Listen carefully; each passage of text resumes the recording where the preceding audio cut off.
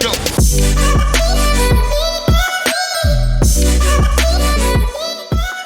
Welcome to Not a Great Whisperer podcast. This is your host, Katy Rey. I am joined with the beautiful Whitney Brundage today. Thank you for joining, my love. Thank you for having me. I'm excited to be here. I am excited you're here. We met through friends of ours, of course, Kevin and Brandon, and through the chamber. And I am just so glad you wanted to be on the podcast so we can kind of discuss life, especially during COVID and after the shutdown and everything. So how are you doing today? I am doing pretty well. I have to say that I'm glad that you wanted to host me here and that you think I'm extraordinary. It's true. And it's our first time back in the studio, so this is pretty big. Oh, this is big. I know. It's been, 3 months?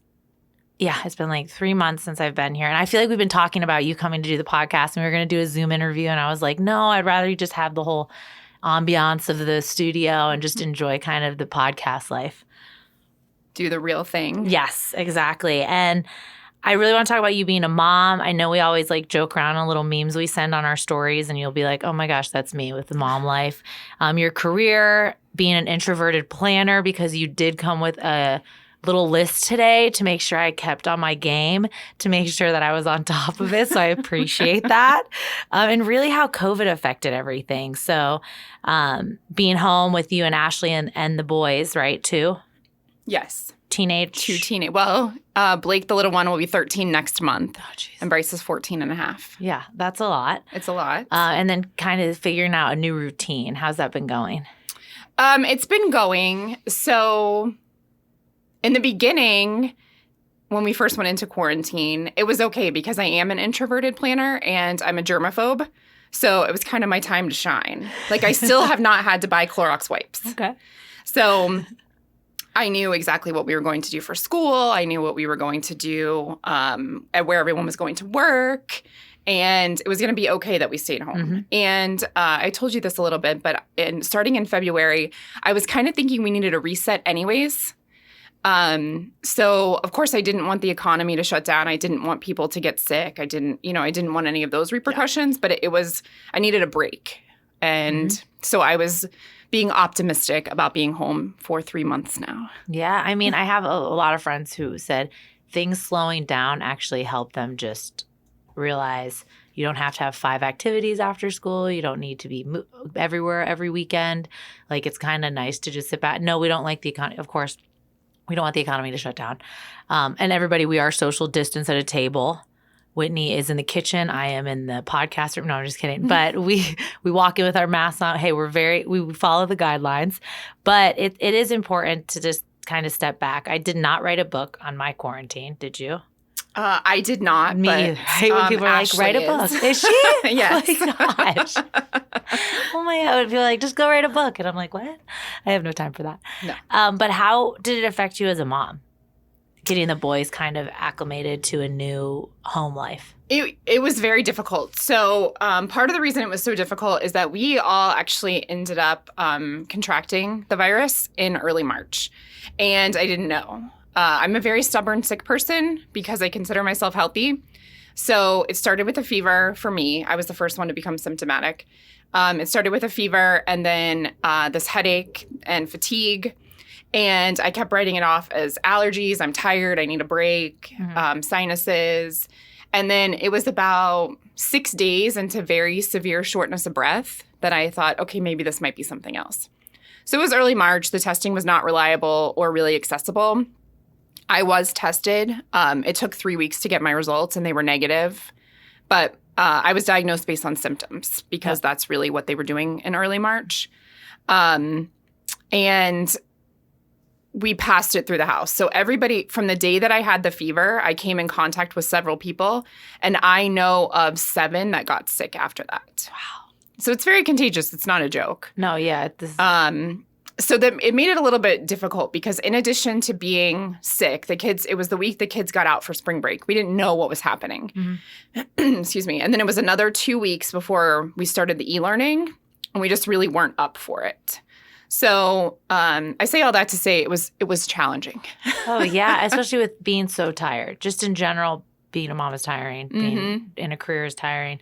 But like to add that fatigue, which everybody I feel like I've talked to who's had it talks about that. And it's just like not your normal, like the thing you can kind of push through. You're just really fucking tired. Absolutely tired. So you're like, And then there's the mental health issues on top of it. You don't know what's happening. We don't know when we're reopening because this is in March. Nobody knew anything at any, even now. The information we're getting is not consistent, but 3 months ago, it was very inconsistent. So my kids were struggling with it. They're trying to do the schoolwork. They can't see their friends. I mean, everybody was kind of going through the same thing. It was different for everyone, of course, but the mental health aspect of it is very serious. Yeah. And what do you feel when you talk to people and you tell them like you've had it? What are their reactions? They all want to know what my symptoms were. Or some back away like this. Some people, actually, I have had a couple people ask if I'm still contagious. And I mean, I guess nobody really knows, but probably 3 months later, I'm not. Or everybody would be still sick. I guess. Yeah, I feel like. If you treat it as a regular virus, you're not contagious. I mean, I don't know. How long do you think it took to recover from it? So I have an autoimmune disease and I have asthma. I was sick for 23 days and then I was better for a day and then sick for 2. Better for 2, sick for 1 for probably another 2.5 weeks. Wow. So I was sick for a long time. I gave it to my parents. They said I shared the love with everyone. My parents are very healthy. So my mom was sick for 4 days and they're both like me. So they refused to admit that they were sick. Oh, stubborn. Yes, very stubborn. They both noticed the other one was sick but didn't say anything. So my mom was sick for maybe 4 days and my dad was sick for a week and a half maybe. So with your autoimmune, how have you had to manage that your whole life? And did COVID scare the shit out of you? Yes. It scared me in the beginning because I didn't know what would happen if I got it. And I know that this sounds ridiculous, but I'm happy that I got it and I'm over it because I now know. I'd be in a very different position right now if I had not contracted it yet. Yeah, the fear. Yes. Yeah. So I was actually diagnosed when I was 30. So I've not had it my whole life. Okay. I have had asthma my whole life.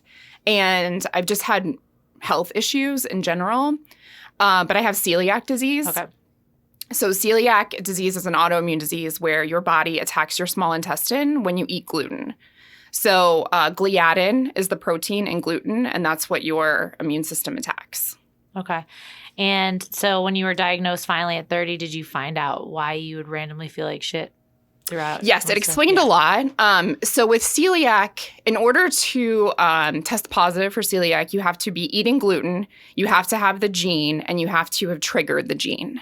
So when you trigger the gene, it's any type of traumatic experience. So Elizabeth Hasselbeck has celiac, and when she talks about it, she thinks what triggered it is I don't want to say a food poisoning. It's like a stomach poisoning that she got while out of the country. I don't remember the exact details. Oh, okay. And what do you think yours was? I don't know. Like stomach poisoning? Well, I don't know. So I had a C-section with Blake, and it was pretty traumatic because it was an emergency C-section after, 14 hours of labor. I don't really remember.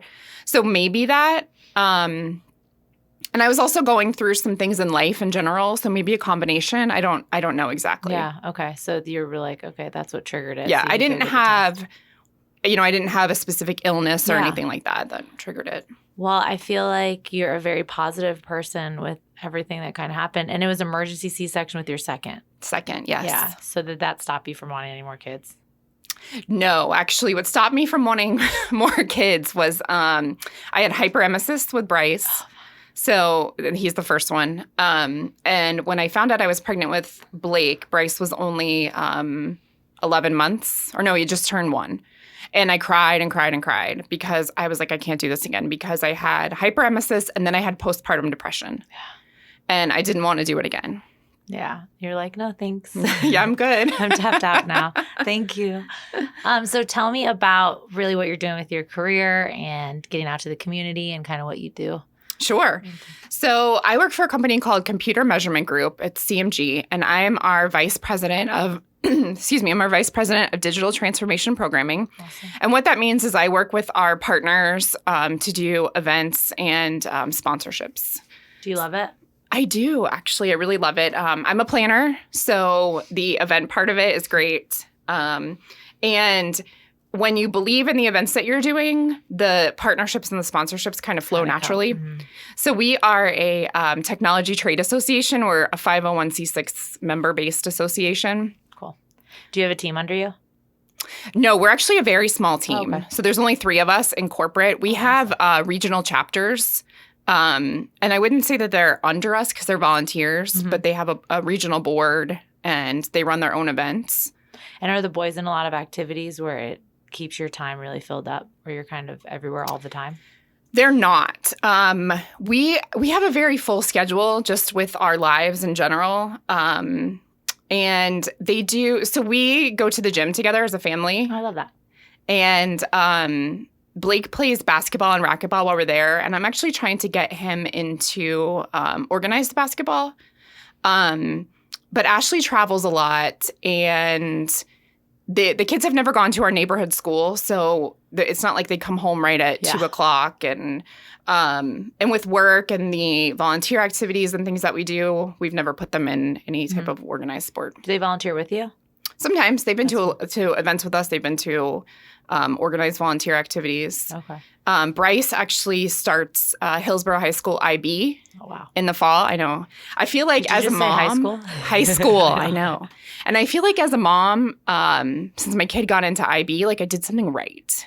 You did. And it's a mom win. That's a mom right. win. Like I didn't mess him up, like he actually wants to go into the program too. Right. So he wants to go into the program, and Ashley and I provided an environment that he can thrive in, and he got in. But I say that to say that he has to do hundreds of hours of volunteer work in IB. Yeah. And he's ready for it. He is ready for it. He actually wants to volunteer at the Humane Society, and he wanted to start this month. But because of COVID, I'm not really sure. Or did they? I mean, they might not even be accepting volunteers. I right? don't know. Yeah. I assumed nobody's accepting volunteers right now.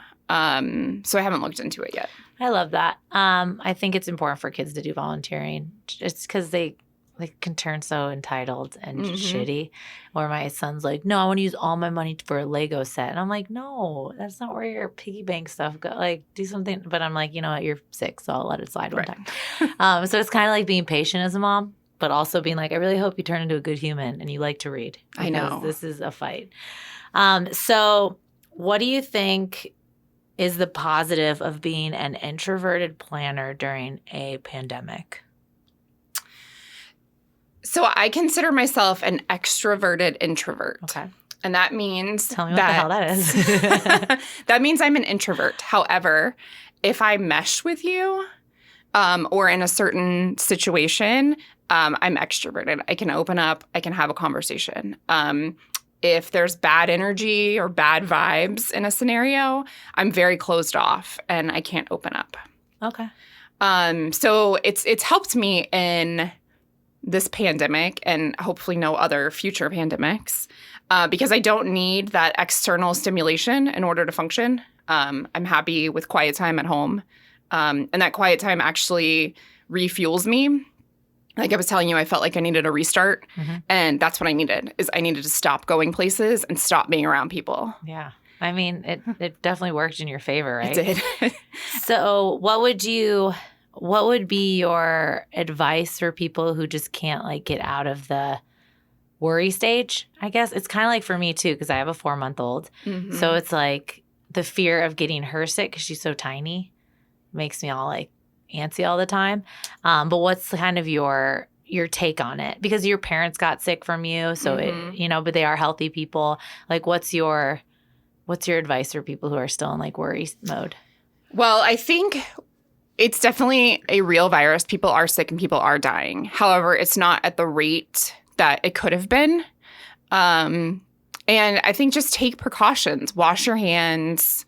Just be consistent and just use common sense, really, because I'm not a virologist. I'm not an epidemiologist. I'm not, an immunologist. This is not your medical advice. She's just talking about experience. But I do have a lot of experience. So I I have asthma. I have a lot of immune system issues. I've done a lot of research on it. I've actually taken classes on health and wellness coaching. I went through a whole program on it. So I feel like I can speak on it a little bit more than the general public. Yeah, because you know more about the anatomy. Right. And about just the immune system in general. And I have an autoimmune disease. And when I was going through the diagnosis of the autoimmune disease, I was very, very sick. And I had acne, I had migraines, I had anxiety, I had liver issues, I had stomach issues. Celiac disease has, I think, 290 different symptoms associated with it. And that's because your immune system is attacking your small intestine. And your small intestine regulates about 80% of your immune system. And it also regulates your absorption of vitamins and minerals. So you have that deficiency.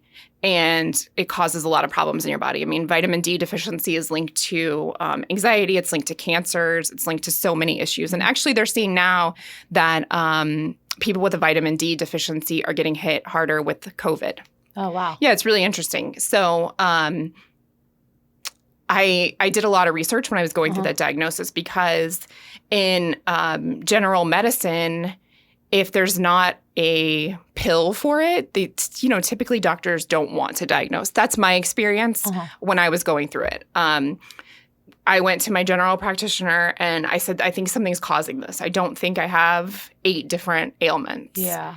And she said, no, we're going to put you on this anxiety medicine. We're going to put you on this acne medicine. We're going to put you on this medicine for your liver, this medicine for your cholesterol. And I said, absolutely not. That'd be like 9 pills? Yeah. And then I went to functional medicine. And functional medicine, they're MDs. They go through medical school and then they go through more training. And basically it looks at your system as a whole and what's causing this. And that's when I was diagnosed with celiac. And I was very blessed because the doctor said I didn't know anything. I was completely blindsided. And I didn't know what the hell was happening or what to do. So the doctor said, don't eat any gluten-free processed foods. You can only eat natural foods. And I thought that meant that I couldn't eat gluten-free processed foods. So I was actually very blessed because I didn't. Yeah. And I healed quickly and I really began to understand my body. Oh my gosh, how much better did you feel? It took about 18 months. Oh, shit. Yes, because you got to heal your gut. Yeah. But I felt better. And I think it was 2 years after my diagnosis that I got my first clean blood work where I actually didn't look like someone who was dying. Yeah, and you needed 25 pills to maintain yourself. And to this day, I still have very clean blood work. My doctor says that everything's right down the middle. Cheers to that. Yes. Cheers. But I listened to my body, and that's where I was going with that, is that if you do get sick, listen to your body. Like take a break, like rest. Rest. If you have, and I grew up with respiratory issues, so I know how to treat sick lungs. And when you have sick lungs, you don't let them rest. If you think about, everybody knows somebody who's been in the hospital or had pneumonia, and they don't let you just lay there. You have to take deep breaths. And then when it hurts, you have to take deeper breaths. Those like breathing treatments you probably did your whole life. Yes. So just listen to your body. I also do intuitive eating. And I think that makes a difference as well because your body will tell you what to do if you listen. Mm-hmm. Like, stop fucking eating, Katy. You're done with that plate of food. I'm like, but there's just like a few more bites left. I'm super full, but I'll just finish it. It's fine. Well, I will also say you have to give yourself grace right now because we're living in weird times. Oh, totally. And I will snack with the best of them. I really will. Yeah. So I stopped drinking about a year ago. And it was just listening to my body. I didn't feel good when I drank. Mm-hmm. So why am I doing it? Yep. That's so true. Like, why do it? And then we just like put ourselves through the cycle again. And you're like, I'll just keep drinking. Mm-hmm. It was actually at the gala I was at with you when you were pregnant. Oh, really? That was the last time I drank. That's so funny. That was what, the Tampa Bay Hispanic bar? Yes. And Kevin. Oh my gosh, really? That was the last time you drank? That was the last time I drank. I'm glad I could be a part of that milestone. The end of an era. Oh my gosh.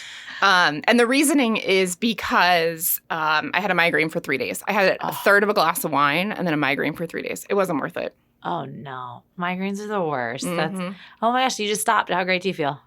More energy? I feel really good. So I was saying, listen to your body and give yourself grace. So I haven't had any weight issues since I stopped drinking. I was having weight fluctuations. I was happy with the weight that I'm at. But what would happen is then I'd drink on the weekend and gain 5 pounds. The inflammation was just like, right. The bloated. Yes. So I haven't had any weight fluctuations since I stopped drinking until I realized that sitting on the couch every night eating half a bag of chips will give you weight fluctuations. Also, with the drinking and the chips, it just wasn't great. Right. But you took away one. It's fine. Right. So your journey, yours and Ashley's journey, really, becoming parents, kind of, we'll jump into that a little bit and kind of send our listeners off later. So tell me a little bit about how you met and all of that. We met in high school. Oh, and shit. Yeah. That's not that long ago. She's only 22. Something like that. Well, I have an almost 15-year-old, so. You're 22. It's fine. No, actually, you know what? My body's been through a lot, and I've been through a lot, and I'm happy with my – I mean, I'm 38. I'm not old. Oh, no. And definitely not. But I'm happy with where I'm at. I've been through a lot. Your season of life. Yeah. And I think I came out the other side of it really good. Yeah. That's really awesome. I had no idea you guys, you knew each other since high school. That's insane. That's insane. I was 15, so what is that? 23 years? 23. Oh, Math is hard. I'm really proud of you. Thank you. Although, let me tell you, after having the children home with this e-learning, yeah, I feel like I'm a bilingual, chemist. Proud of you. After this. Oh, yeah, because your level, I mean, the kindergarten was intense for me, but you're at the level of middle school and high school. Yes. So that was. You're like, why do I have to redo all of this? This is ridiculous. But Ashley wasn't home as much as you took that role on. Being home, doing the e-learning, doing all that. Well, Ashley was home as well, and we have a pretty good sized house, but it's new and it's an open floor plan, which sounds really great until everybody's home. And the only rooms are bedrooms. So you've never been to our house. You have to come over though. Okay. The front room, which is my office, and the dining room flow into each other. And then there's a big pantry. And then the kitchen, sitting room, and living room are all one room. So the closed off is your bedroom. So the people, you guys kind of had to separate to bedrooms. Yes. And it's a really beautiful house and it's a really great floor plan. But when you're all home 24/7, it's a lot. So Ashley took over my office and is really busy. She does a lot of speaking engagements, which is why she travels so much. And those all turned virtual. So, but are you a part of the LGBTQ Chamber of Commerce and she comes with you? Or because I remember seeing you at the luncheon, or do you go together? I was on the board. I'm no longer on the board. So she was president in, I don't know, maybe 5 years ago. Okay. And we worked on the bid together to bring NGLCC here. We co-hosted that. Okay. And then I stayed on the board through the conference being here. And then I'm no longer on the board. That was a lot. It is a lot. And I've taken a step back. I'm on a committee for the Tampa Club, and I'd be open to a board position at the Tampa Club. And then I'm also on the board for the IB PTA. It's a separate PTA at the kids' school. So I'm the 9th grade representative board member. I know. And that's about all That's great I'm for doing. A planner. That overwhelms me over here. I'm like, I don't want to write an agenda for that meeting at all. That's a lot of stuff to be into, but I love that you both are fully involved in the community. I think it's great for your boys to see that too. Mm-hmm. And Ashley, she's not on any local boards anymore. God, I don't know. We do so many things. I'm trying to think what she is on. She's on the GLAD board, GLAD Media, which is national or international. So that's kind of the bulk of her board responsibilities. It takes a lot of time and emails. It's a big organization. And, with a lot of the things that have been happening in the media and the news, they've been very busy. Oh, yeah. Well, I mean, with all this shitty part of the news, right?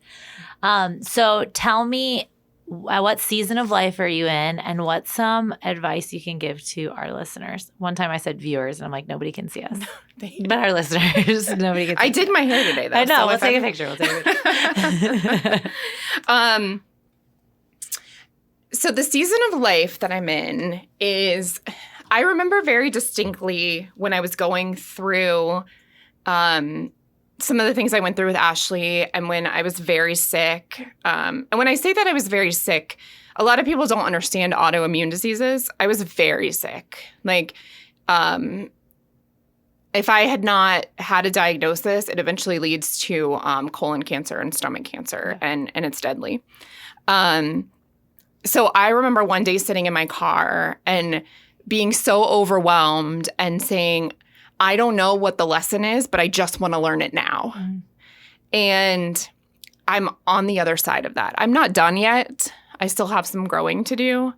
But some of the things that I've learned just throughout my life, not necessarily related to my relationship or the autoimmune disease, is boundaries are so important. You have to protect your energy and you have to protect what's important to you. Trust your intuition. I think I've said that a few times. Mine is very rarely wrong. Give yourself grace. I don't know. That's a very good question. Good. I think the intuition one is one that I think is so important. Like, your gut is right. Like, don't push it away. Yeah. Like, just go with it. Go with your gut. And also think about how you feel in certain situations, because it can be your body telling you this isn't right. Things here are not right. Mm-hmm. And then the same thing with food. I mean, I think that that's why I consider myself a healthy sick person, because on paper, I have an autoimmune disease. I have allergies. I have asthma. But I'm very healthy day to day. And you feel good. And I feel good. Because you've maintained it and you've changed habits. I mean, that's really it. And I think, it's hard to break a habit, but it's worth it. I know. If you get over those hump of 2 to 3 weeks of getting over that or starting that habit, it is so worth it. I did a week of running and then that was it. And I was like, I got to get that 2 weeks in, Well, I will tell you, we have all started back at the gym and I decided that I'm going to be a fit person. Okay. So fit people row, or people who row are fit. I'm not sure. I don't know. That's what I've heard. I mean, I feel like when you see somebody rowing, they're fit. You're like, right? Listen, I rowed yesterday, so I'm fit. Okay, so let me tell you. So I'm going to row. Now, first I will tell you that I'm healthy. I don't exercise as much as I should. Whatever. But I'm going to now, okay? So when you have been in quarantine for 3 months and you've been eating chips every day, your body's not the same. No. So I can do about 5 minutes on the elliptical before I feel like I'm going to throw up.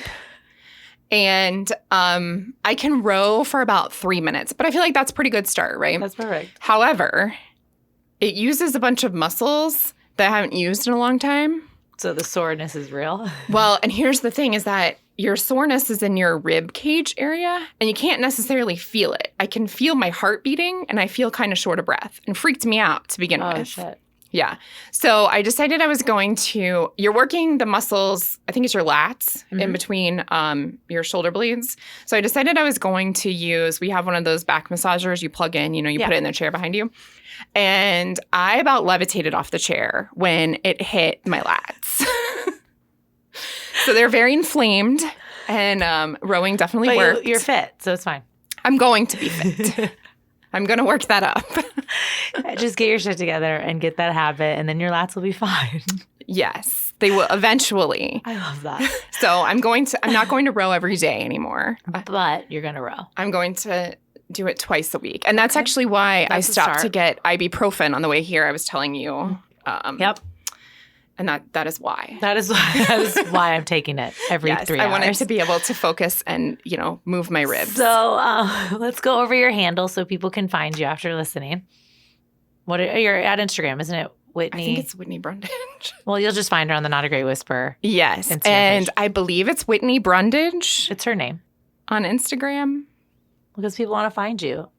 The 1 million listeners to this podcast need to find you. It'll be all of your followers listening. So what do you want to leave with? Or do you have anything you'd like to bring up? Actually, yes. The other thing I was thinking about when you asked me what season of life I'm in, and I was thinking about what's important to me right now and what I'm teaching my kids. Because Bryce has 4 years left and then he graduates, and Blake has 5. Blake's going into 8th grade. Mm-hmm. And one thing that I keep talking to them about is that you have to have hard conversations and you have to do things you don't want to do. And they, they're boys, they fight, and then they don't want to talk about it afterwards. Because they're a year and a half apart? They are 20 months apart. Mm-hmm. And they don't want to talk about it. They just, it's avoidance behavior. Mm-hmm. It's very popular. I'm sure lots of people are in therapy for it. Of course. Or should be. Yeah, or need to be in therapy for it. And I'm not a fan of avoidance behavior. Me either. So we talk about you have to have hard conversations and you have to do things that you don't like and not avoid them. And that's how you grow. I love that. I really love that because people are so scared of that awkward conversation, that hard conversation, because what's going to come up when I ask this question or I talk about this. But it's important, especially for kids, to know that they can have those conversations and it not turn into anger and and it's just like an open conversation because it actually makes them not bottle up stuff. And I feel like with boys, sometimes those anger issues come out, even women, both on both sides. But people shut down so fast. I think that's hard to do with teenage boys. Yes. And you're not forcing them to talk. You're just like, this is what we have to do. Like, this is the conversation we have to have right now. Yeah. Well, and then every conversation that you have that you don't avoid makes the next one a little bit easier. Mm-hmm. And it's not just hard conversations. It's things like Bryce wanted a new Xbox controller or PS4. I don't know. He has an Xbox. And I told him to call the store to make sure that they have it. And he doesn't want to do that. Just little ass shit. Like, don't be lazy. Little just things. And it makes me nervous to call. Okay, well, you got to get over that. Yes, I love that though. So it's That's hard. Such a good example. Like, no, just call. Right. Like, you're literally on a phone. They can't see you. Right. So it's not just, hard conversations are important, but I feel like, it builds that foundation of being able to bring up anything and talk about anything. And it's so important because miscommunication, I think, leads to so many problems. Yeah. And you can see that firsthand, especially if they don't want to do that. And you're like, no, you have to do things you don't want to do. I'm not calling for you. Mm-hmm. And just teaching our kids, you have to do your own shit. It's avoidance. It all goes back to whether you're avoiding making a phone call to see if someone has a remote or you're avoiding being honest with a partner or a boss or whatever. You just got to have a convo. Mm-hmm. I love that. This one will be called Have Hard Conversations. Yes. And get on the fucking phone and call when you need a remote. And just tell the truth. Oh, yeah. I know. Be who you are and own it. Mm-hmm. Love that. Look at Whitney. And then we have some guy doing lawn outside. It's fine. You won't hear it. So we're going to end on this. What note? What note do you want to end on? Have hard conversations. Be yourself. Love it. Look at you. Did you feel more comfortable after we started getting into convo? Yes. Everybody does on the podcast. The first time being on a podcast? Maybe not on radio, it is my first but podcast. Time. Okay. Yeah. You've never been on radio either? No. Oh, okay. Well, I didn't really think I had anything to talk about. Well, yeah, you're extraordinary. You're ordinary people living extraordinary lives. Well, I was very nervous. I only had half a cup of coffee because I didn't want to, up the I know I had one, so I'm like, it's kind of hot back here. Whitney, it's super hot. Are you hot? But I love this. You'll find Whitney on Not a Great Whisperer podcast, Not a Great Whisperer Instagram, at The Real Katy Rey, also Cray, and KatyRey.com. You can catch us on Spotify, Apple, iHeart, all those fun things, Google Play, and Morty's Music will sign you off on this. Whitney, thank you for joining. Thank you for having me. Love this episode. And thank you to all of our listeners. Bye.